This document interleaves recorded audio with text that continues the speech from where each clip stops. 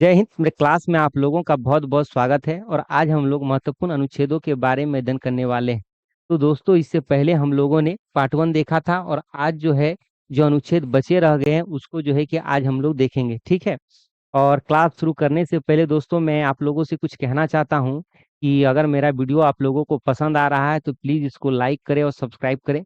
एक like subscribe से जो है कि आप लोगों का कुछ बिगड़ने वाला नहीं है, ठीक है। आप लोग लाइक सब्सक्राइब करेंगे तो मेरा थोड़ा मॉरल अप होगा। और वीडियो बनाने में बहुत मेहनत लगता है, इसीलिए थोड़ा सा आप लोग से मैं रिक्वेस्ट कर रहा हूँ, ठीक है। तो चलिए शुरू करते हैं, ठीक है। हाँ, पार्ट 2 में क्या है, संसद से शुरू है, ठीक है। चलिए देखते हैं। संसद, पार्लियामेंट। संसद में क्या होता है?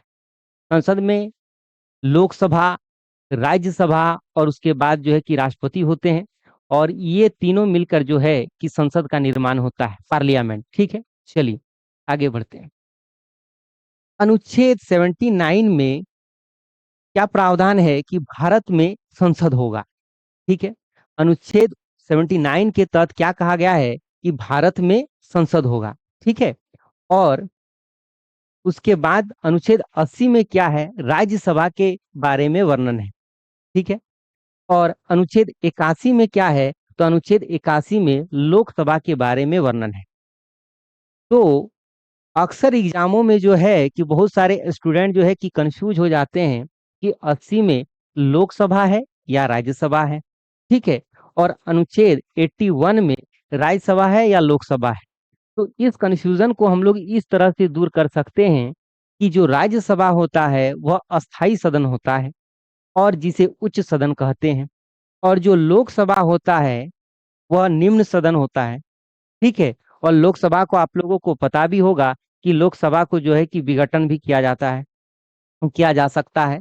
तो यानी जो अस्थाई सदन होगा, जो उच्च सदन होगा, वह कहाँ पर होगा, वह ऊपर में होगा। यानी अनुच्छेद 80 में जो है कि राज्यसभा है। और जो निम्न सदन होगा तो वह क्या होगा, नीचे होगा।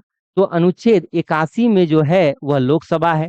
तो अनुच्छेद 80 में क्या है, राज्यसभा है। और अनुच्छेद 81 में क्या है, तो उसमें लोकसभा है, ठीक है। अब चलिए आगे बढ़ते हैं। अनुच्छेद 100 में, ठीक है। अनुच्छेद 100 में क्या है, अध्यक्ष महोदय को निर्णायक मत देने की शक्ति का प्रावधान है। यानी लोकसभा के जो अध्यक्ष होते हैं उनको जो है कि निर्णायक मत देने का शक्ति प्राप्त है, ठीक है। इसको कैसे याद रखेंगे, 100 है यहाँ पे। तो यहाँ पे ऐसे याद रख सकते हैं 50 और 50। ऐसे मान के चलिए कि लोकसभा में किसी भी मुद्दे को लेकर, किसी भी विषय को लेकर वोटिंग कराई जा रही है। और ऐसी स्थिति में यदि मत बराबर हो जाते हैं, अर्थात 50-50 मत हो जाता है, तो इस स्थिति में और मान के चलिए कि निर्णय नहीं निकल पा रहा हो, तो इस स्थिति में जो है कि लोकसभा के जो अध्यक्ष होंगे उन अध्यक्ष महोदय को यह अधिकार प्राप्त है कि वह निर्णायक मत दे सकता है। अर्थात वो जिनको मत देंगे वह जो है कि जीत जाएगा।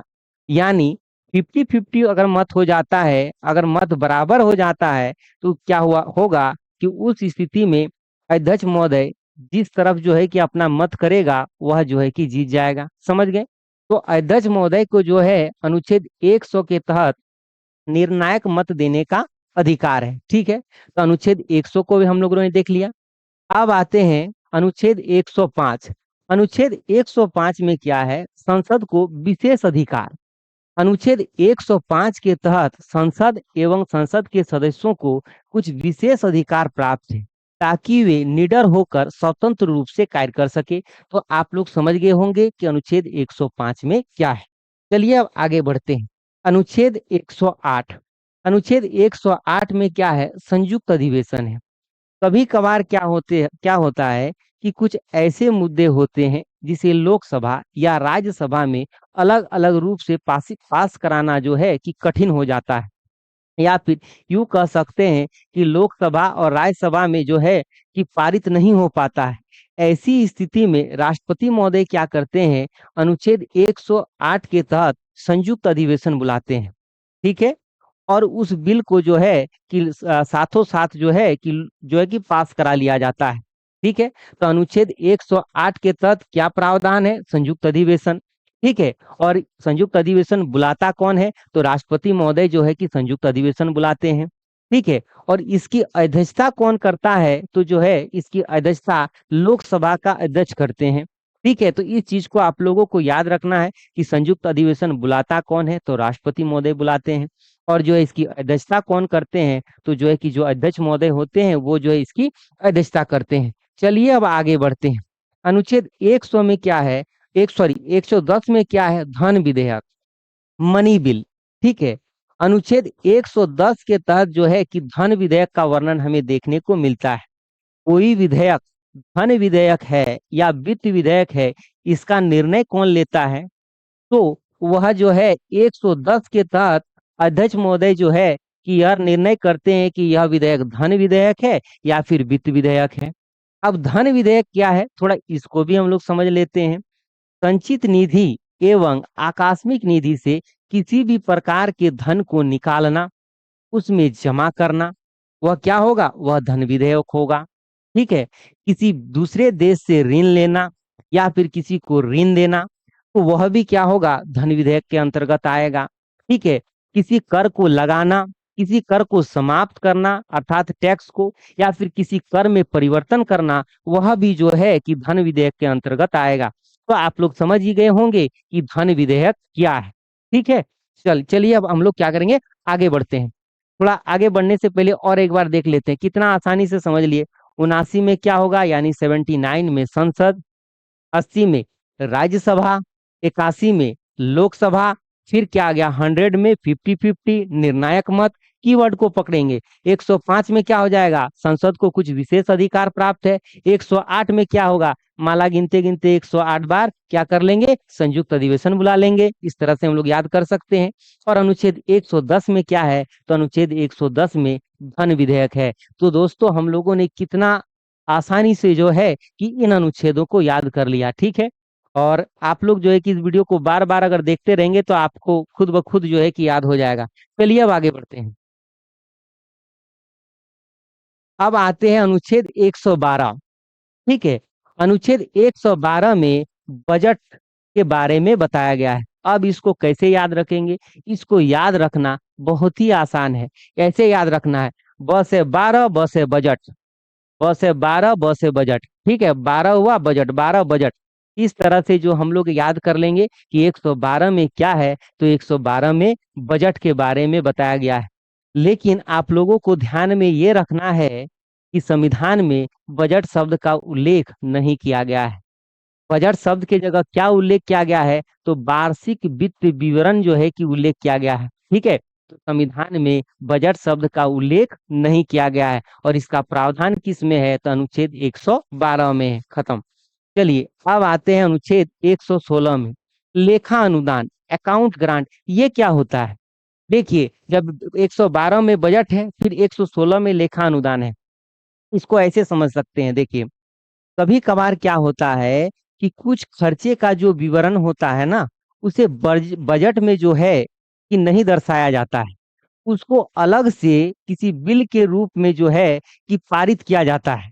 ठीक है, समझ गए। तो कभी कभार कुछ ऐसे खर्चे होते हैं जिनका विवरण जो है कि बजट में नहीं किया जाता है, तो वैसे खर्चों को अलग बिल के रूप में लाकर संसद जो है कि संसद में पेश किया जाता है और पारित कराया जाता है।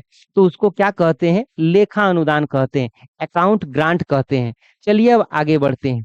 अनुच्छेद 117 में क्या है, वित्त विधेयक, यानी फिनांस बिल। 117 में क्या है, वित्त विधेयक है। इसको भी जानते हैं कि वित्त विधेयक क्या होता है। ठीक है, अनुच्छेद वित्त विधेयक क्या होता है, ठीक है, पैसा से जुड़ा हुआ, पैसे से जुड़ा हुआ कोई भी मुद्दा होगा वह वित्त विधेयक होगा। ठीक है, पैसा से जुड़ा हुआ कोई भी जो है कि मतलब मुद्दा होगा, मामला होगा, वह क्या होगा, वित्त विधेयक होगा। लेकिन ध्यान यहाँ पर यह रखना है कि सभी धन विधेयक वित्त विधेयक हो सकते हैं, लेकिन सभी वित्त विधेयक धन विधेयक नहीं हो सकता है। ठीक है, सभी धन विधेयक वित्त विधेयक हो सकते हैं, लेकिन सभी वित्त विधेयक धन विधेयक नहीं होगा। ठीक है, यानी पैसे से जुड़ा हुआ कुछ भी होगा वह क्या होगा, वह वित्त विधेयक होगा। चलिए अब आगे बढ़ते हैं। अनुच्छेद 124 में क्या है, सुप्रीम कोर्ट के बारे में, सुप्रीम कोर्ट का गठन किया गया है। ठीक है, भारत में क्या होगा, अनुच्छेद 124 के तहत क्या होगा? तो सुप्रीम कोर्ट होगा। अब यहाँ पर देखिए 124 में क्या है? सुप्रीम कोर्ट है। अब आप ऐसे याद रख सकते हैं कि यहाँ 124 है, तो इस 2 को इधर कर दीजिए, 1 को इधर कर दीजिए बीच में, और 4, और 214 में क्या है? तो हाई कोर्ट है। देखिए कितना आसानी से हम लोग याद कर सकते हैं। अनुच्छेद 124 में क्या है? सुप्रीम कोर्ट है। और आप क्या कीजिए, 2 को इधर कर दीजिए तो कितना हो जाएगा? 214। इसमें कौन है? हाई कोर्ट है। इधर सुप्रीम कोर्ट, 214 में हाई कोर्ट। इसी से माने एक को आप याद रखेंगे, दूसरा खुद ब खुद याद रह जाएगा। ठीक है जी। चलिए अब आगे बढ़ते हैं। ठीक है, अब आते हैं अनुच्छेद 131 में सर्वोच्च न्यायालय की मूल अधिकारिता। अब आप सोच रहे होंगे कि ये मूल अधिकारिता क्या होता है? ठीक है ना। तो सुप्रीम कोर्ट को मूल अधिकारिता संबंधी कुछ अधिकार प्राप्त है। अब समझा रहे हैं कि मूल अधिकारिता क्या होता है। मान के चलिए कि एक तरफ कोई भी राज्य है, बिहार है, झारखंड है, उड़ीसा है, कोई भी है, और दूसरे तरफ भारत है। ठीक है। अगर एक तरफ कोई राज्य है और दूसरे तरफ भारत है, और इनके बीच अगर किसी प्रकार का विवाद उत्पन्न होता है, तो यह मामला कहाँ जाएगा? सुप्रीम कोर्ट में जाएगा। यदि एक तरफ एक से अधिक राज्य है और एक तरफ भारत है, और इनके बीच किसी तरह का विवाद उत्पन्न होता है, तो यह भी मामला कहाँ जाएगा? वो भी सुप्रीम कोर्ट में जाएगा। यदि एक तरफ राज्यों का समूह हो जाए और एक तरफ भारत, और भारत के साथ कुछ कुछ राज्य अगर हो जाए, और इनके मध्य अगर विवाद उत्पन्न होता है, तो वह कहाँ जाएगा? वो भी मामला सुप्रीम कोर्ट में जाएगा। यदि एक तरफ राज्य हो जाते हैं और एक तरफ दूसरे राज्य हो जाते हैं, तो भी यह मामला कहाँ पर सुलझाया जाएगा? तो यह सुप्रीम कोर्ट में जाएगा। अब समझ गए कि सुप्रीम कोर्ट की मूल अधिकारिता का अधिकार क्या है। ये मूल अधिकारिता जो आप समझ गए कि मूल अधिकारिता किसे कहते हैं। लेकिन दोस्तों यहाँ पर एक बात आप लोगों को ध्यान में रखना है कि जो है कि जब भी नदी जल विवाद का मामला होगा, उसके लिए आर्टिकल 262 के तहत अलग से प्रावधान किया गया है। आप सोच रहे होंगे कि जो है कि तमिलनाडु और कर्नाटक, मान के चलते कि तमिलनाडु और कर्नाटक के बीच किसी प्रकार का नदी जल का विवाद हो रहा है, तो आप सोचेंगे कि यह मामला तो सुप्रीम कोर्ट में जाएगा। नहीं, इसके लिए नदी जल विवाद के जो मामला होगा, इसको सुलझाने के लिए संविधान में अलग से एक आर्टिकल की व्यवस्था की गई है। 262 अनुच्छेद 262 के तहत नदी जल विवाद का जो है कि निपटारा किया जाता है। ठीक है, समझ गए। इस चीज को आप लोगों को ध्यान में रखना है। तो अनुच्छेद 131 में क्या है? सुप्रीम कोर्ट की मूल अधिकारिता। मूल अधिकारिता समझ गए, मतलब जो है कि यह मामला जो होगा वह कहाँ जाएगा? सुप्रीम कोर्ट में जाएगा। चलिए अब आगे बढ़ते हैं। 137 में क्या है? न्यायिक पुनर्विलोकन, यानी जुडिशियल रिव्यू। ठीक है ना। इसको बहुत अच्छी तरह से समझना है दोस्तों। ठीक है, मैंने जो है कि राज्य वाले चैप्टर में बताया है 137। देखिए, आपको 137 को समझने से पहले जो है कि अनुच्छेद जो है कि 13 को समझना पड़ेगा। ठीक है, आर्टिकल 13 में क्या है और अनुच्छेद 137 में क्या है, इसको थोड़ा हम लोग अच्छी तरह से समझते हैं। आर्टिकल 13 में जो है, अनुच्छेद 13 जो है, ये भी जुडिशियल रिव्यू की बात करता है। और अनुच्छेद 137 है, यह भी जुडिशियल रिव्यू की बात करता है, यानी न्यायिक समीक्षा की बात करता है। अब कंफ्यूज है कि अब जो है कि कंफ्यूज है कि क्या इसमें बात कही जा रही है। तो देखिए अनुच्छेद 13 क्या कहता है? ऐसा कोई विधि या ऐसा कोई कानून जो मूल अधिकारों का अल्पीकरण करे, मूल अधिकारों के असंगत हो, मूल अधिकारों के खिलाफ हो, मूल अधिकारों का हनन करे, वह विधि क्या होगा? शून्य होगा, यानी उसे माना नहीं जाएगा, यानी उसे खारिज कर दिया जाएगा। यह कौन कहता है? आर्टिकल 13 कहता है। ठीक है, इस चीज को ध्यान में रखना है। आर्टिकल 13 कहता है कि माने ऐसा कोई विधि, ऐसा कोई कानून जो फंडामेंटल राइट को हानि पहुंचाए, वह सारी की सारी विधियां शून्य होगी, यानी वह खारिज हो जाएगा, उसे माना नहीं जाएगा। आर्टिकल 13। अब इसी आर्टिकल 13 के बदौलत सुप्रीम कोर्ट क्या करता है? जुडिशियल रिव्यू करता है, यानी न्यायिक समीक्षा करता है। देखिए कितनी बड़ी बात यहाँ पर कही गई है आर्टिकल 13 में। समझ रहे हैं? यानी सरकार के द्वारा, चाहे केंद्र सरकार हो या राज्य सरकार हो, ऐसा कोई कानून लाती है, ऐसा कोई विधि लाती है जिसमें लोगों के जो है कि मौलिक अधिकार का हनन होता है, हो रहा हो या फिर होता है, तो ऐसी स्थिति में आर्टिकल 13 के तहत सुप्रीम कोर्ट क्या करेगी, उस विधि की न्यायिक समीक्षा करेगी, यानी जुडिशियल रिव्यू करेगी। देखिए कितना बड़ा बात यहाँ पर कहा गया है दोस्तों आर्टिकल 13 में। आर्टिकल 13 भी क्या है कि जुडिशियल रिव्यू करेगा। कौन करेगा, तो सुप्रीम कोर्ट करेगा। समझ गए ना। अब सोच रहे होंगे कि 137 में क्या है। 137 में जो है कि वह भी जो है कि जुडिशियल रिव्यू की जो है कि बात करता है, ठीक है ना। तो 137 के तहत क्या गया है, अब देखिए कि 137 में क्या जो है कि सुप्रीम कोर्ट किसका जो एक जुडिशियल रिव्यू करता है, अब समझाते हैं आप लोग को। मान के चलिए कि कोई ऐसा व्यक्ति है जिसको जिला न्यायालय के द्वारा जो है कि सजा सुना दी गई, किसी मुकदमा को लेकर जो है कि उसमें जो है कि उसको सजा सुना दिया जाता है। अब वह व्यक्ति कहाँ जाएगा, अब क्या करेगा, वह हाई कोर्ट में जाएगा। जब वह हाई कोर्ट में गया तो हाई कोर्ट ने भी जो है कि यह फरमान जारी किया कि नहीं, आपने जो गुनाह किया है वह वाकई में सत्य है, ठीक है, और जो है क्या बोलते हैं आपको तो सजा मिलनी चाहिए। फिर भी उस व्यक्ति को लगता है कि नहीं, हमने तो गुनाह नहीं किया है, कहीं ना कहीं हाई कोर्ट से भी मिस्टेक हो गया और जो है इसने गलत सजा सुना दिया है। तो फिर वह व्यक्ति क्या करेगा, वह फिर जाएगा सुप्रीम कोर्ट। फिर वह जाएगा सुप्रीम कोर्ट और सुप्रीम कोर्ट का दरवाजा खटखटाएगा। फिर सुप्रीम कोर्ट क्या करेगा, अगर फिर सुप्रीम कोर्ट ने फैसला दे दिया कि नहीं आपने गुनाह किया है और जो है कि आपको सजा मिलनी चाहिए, फिर तो वह व्यक्ति क्या करेगा, वो तो सोच में पड़ जाएगा कि अब हम कहाँ जाएं। तो ऐसी स्थिति में दोस्तों सुप्रीम कोर्ट क्या करेगा, आर्टिकल 137 के तहत अपने द्वारा दिए गए निर्णय को, अपने द्वारा दिए गए फैसले को रिव्यू करेगा, यानी जुडिशियल रिव्यू करेगा, न्यायिक समीक्षा करेगा। अगर सुप्रीम कोर्ट को लगा कि नहीं हमसे फिर चूक हुआ है, वाकई में जो है कि यह आदमी ने गलत नहीं किया है, इसने अपराध नहीं किया है, तो आर्टिकल 137 के तहत क्या करेगा सुप्रीम कोर्ट, उसकी न्यायिक समीक्षा करेगा दोबारा से।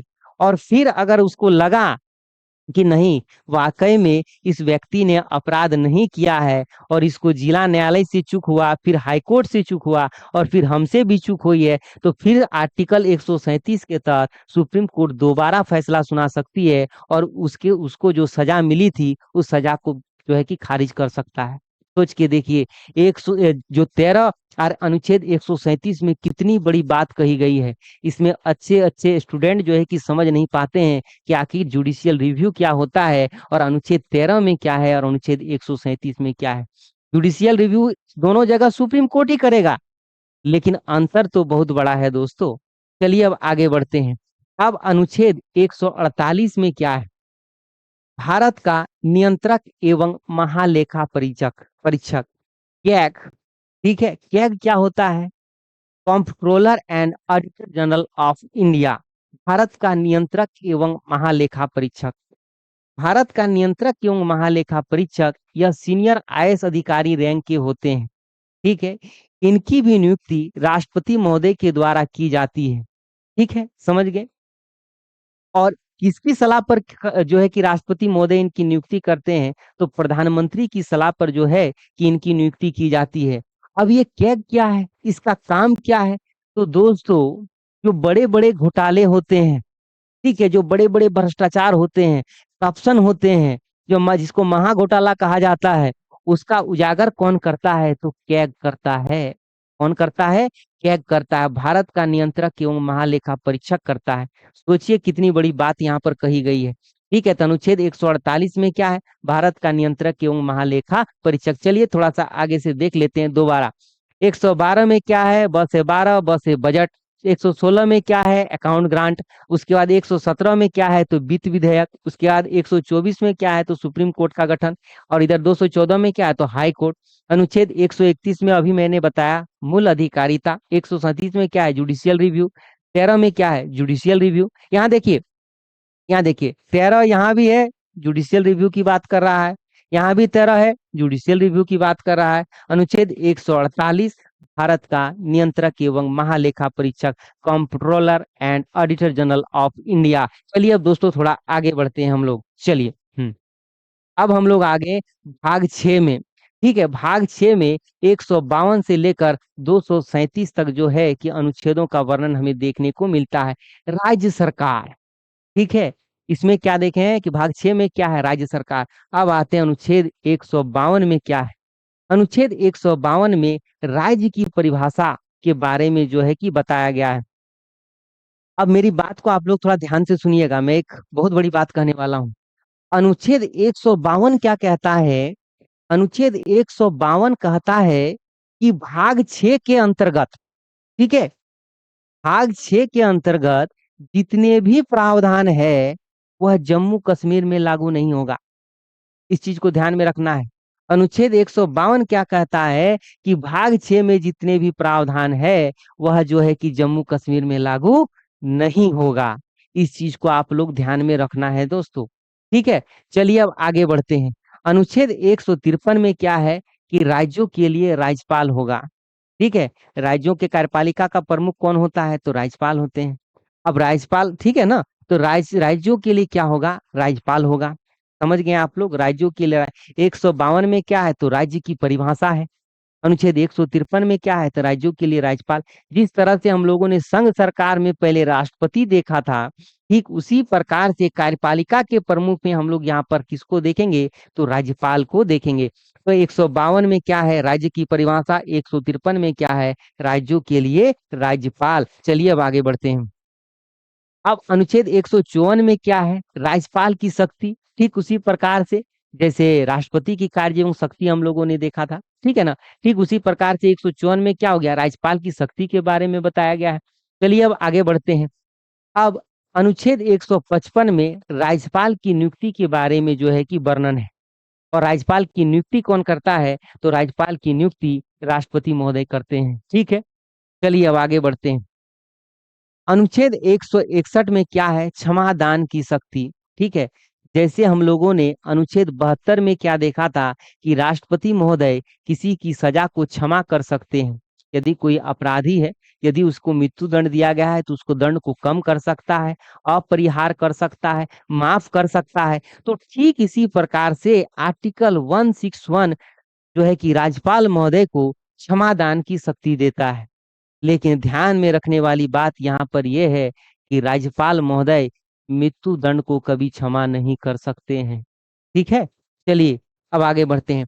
तो हम लोगों ने क्या देखा? 152 में क्या है? राज्य की परिभाषा। 153 में क्या है? राज्यों के लिए राज्यपाल। 154 में क्या है? तो शक्ति। और 155 में क्या है? तो राज्यपाल की नियुक्ति। और 161 में क्या है?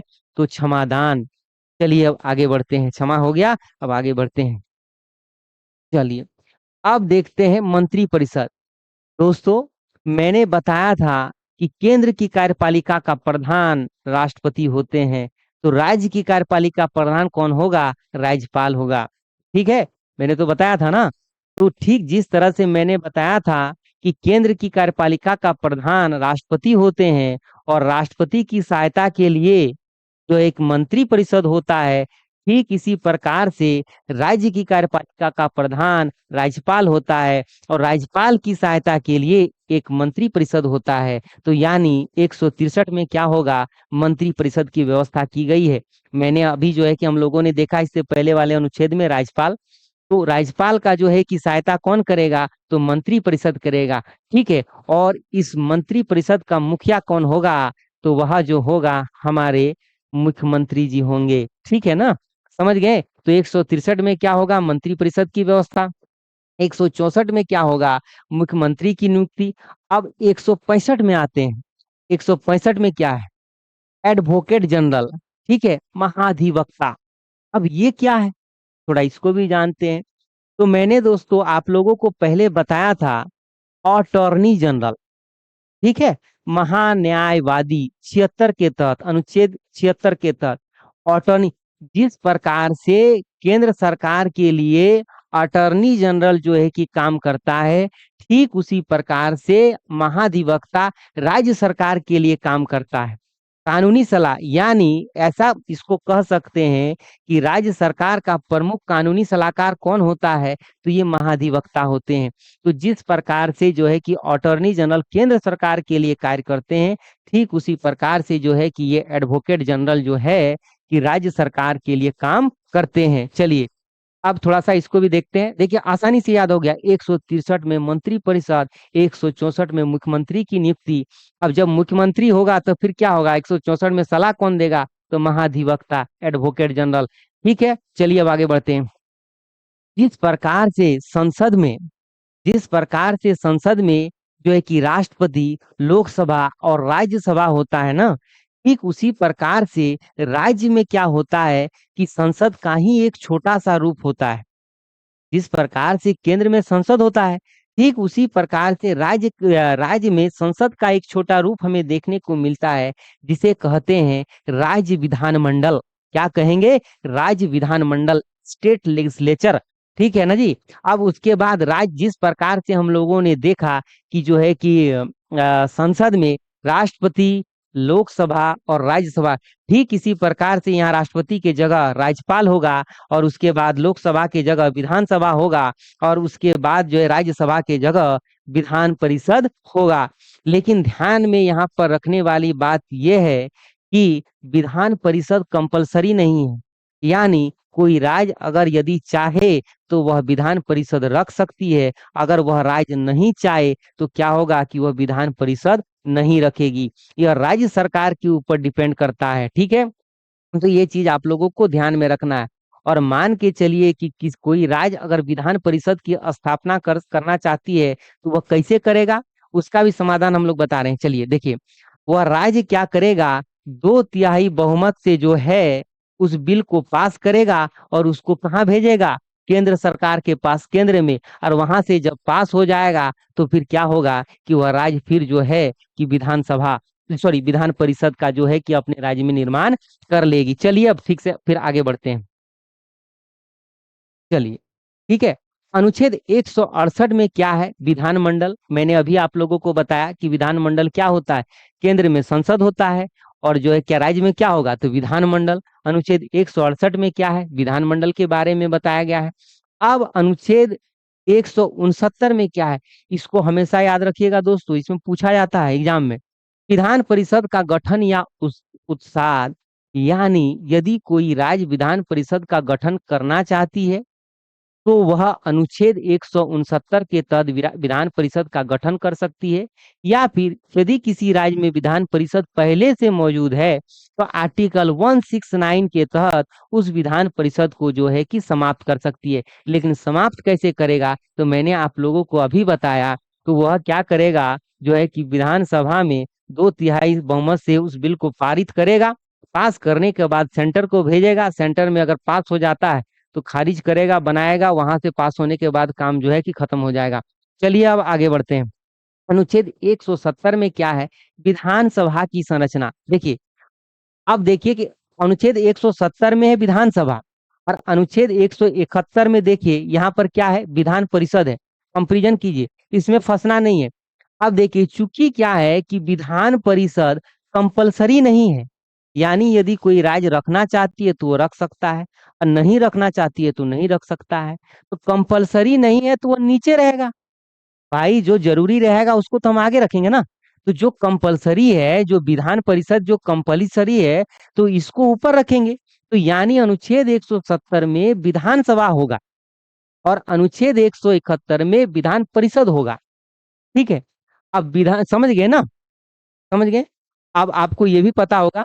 ठीक है, चलिए अब आगे बढ़ते हैं। अब थोड़ा आ जाते हैं हाई कोर्ट। ठीक है, अब हाई कोर्ट के बारे में थोड़ा जो है कि हम लोग देख लेते हैं। चलिए, अनुच्छेद 214 में क्या है, मैंने अभी आप लोगों को बताया था। 124 में क्या है, तो है सुप्रीम कोर्ट। इसको पलट दिए तो 214 हो गया। ठीक है ना, इसको इधर कर दिए तो इसमें हाई कोर्ट हो गया। सुप्रीम कोर्ट अगर याद रख ली है तो हाई कोर्ट खुद ब खुद याद हो जाएगा। Supreme court 124, high court 214। तो 214 में क्या है, राज्यों के लिए हाई कोर्ट की व्यवस्था की गई है। ठीक है, क्या है कि 214 के तहत राज्यों के लिए हाई कोर्ट होगा, उच्च न्यायालय होगा। अब अनुच्छेद 216 में क्या है कि हाई कोर्ट का गठन किस तरह से किया जाएगा, गठन के बारे में वर्णन हमें 216 में देखने को मिलता है। ठीक है, अब आते हैं अनुच्छेद 231। दो या दो से अधिक राज्यों के लिए एक हाईकोर्ट। अब ये क्या है, अब इसको याद कैसे रखेंगे, इसका भी उपाय हम बताएंगे, चिंता मत कीजिए आप लोग, ठीक है ना।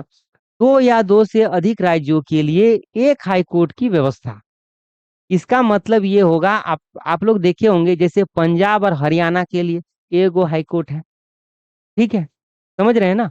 उसके बाद जो है कि आप देख सकते हैं और कई एग्जाम्पल ले सकते हैं आप लोग, ठीक है। तो दो या दो से अधिक राज्यों के लिए जो है कि एक हाई कोर्ट है। उसके बाद अभी देखे होंगे तेलंगाना के लिए, उसमें भी एक हाई कोर्ट था, उसका अलग हाई कोर्ट शायद बनने वाला है, ठीक है ना।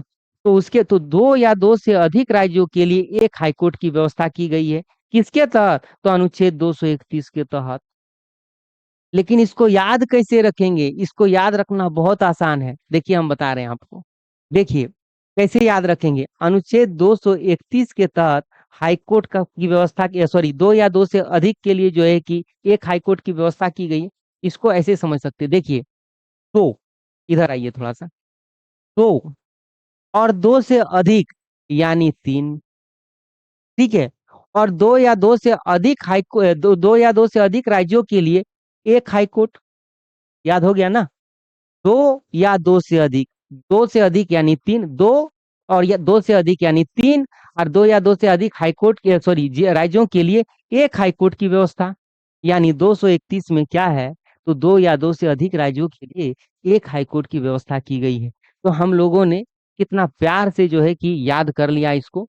आप लोग इस वीडियो को बार बार अगर देखेंगे तो सारे के सारे अनुच्छेद आप लोगों को जो है कि दिमाग में सेट हो जाएगा। मेरा भी थोड़ा सेट हो गया है, अभ्यास करते करते आप लोग को भी हो जाएगा। तो दोस्तों, मेरा यह टॉपिक कंप्लीट हुआ और मैं आप लोगों से फिर रिक्वेस्ट कर रहा हूँ कि इसे बनाने में बहुत मेहनत लग रहा है, प्लीज लाइक कीजिए, सब्सक्राइब कीजिए, अपने दोस्तों को भेजिए। मैं एक ही उम्मीद करता हूँ आपसे, लाइक और सब्सक्राइब का, बस आपकी इच्छा है, अगर आपकी इच्छा अगर करे तो कीजिए, और नहीं तो, और मेरे से कोई गलती हो गई हो तो आप कमेंट सेक्शन में बता सकते हैं। ठीक है, जय हिंद, जय भारत, धन्यवाद।